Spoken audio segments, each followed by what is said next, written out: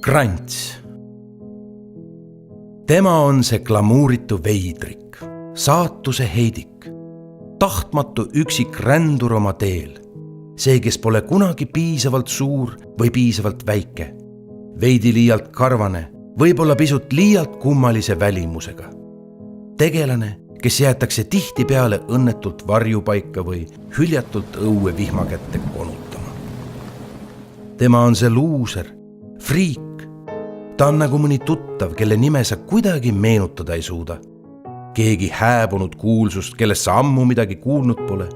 Või nagu halb uudis, mille hääle sa teleris maha soovid keerata.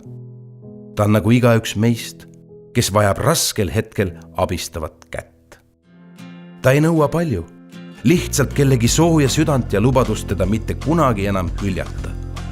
Ka pole teda vaja aasta läbi iga päev kammida. Ta tahab lihtsalt lõbutseda, olla tema ise, nautida täiel rinnal hetkes elamise võlu ning tunda meeli kõditavat ootusärevust, sammudes sinuga homsesse. Ava vaid oma süda ja uks sellisele erilisele, sageli hooleta jäetud koerale. Anna talle võimalus. Ja see on tark valik. Võid olla kindel, et koju tulles hüppab ta sind tervitades tibake kõrgemale, liputab saba õige pisut enam ja teeb veidike suurema põsemusi kui keegi teine siin ilmas.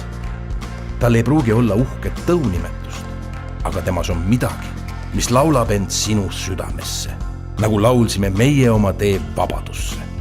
Ja nagu sina või mina, on ka tema keegi, kes täna ootab ja vajab sind, soovib üle kõige leida enda kõrvale üht hoolivat hinge ning turvalist kodu. Kui võimalik, ära osta, vaid võta koer varjupaigast. Krants, sinu tõeline sõber.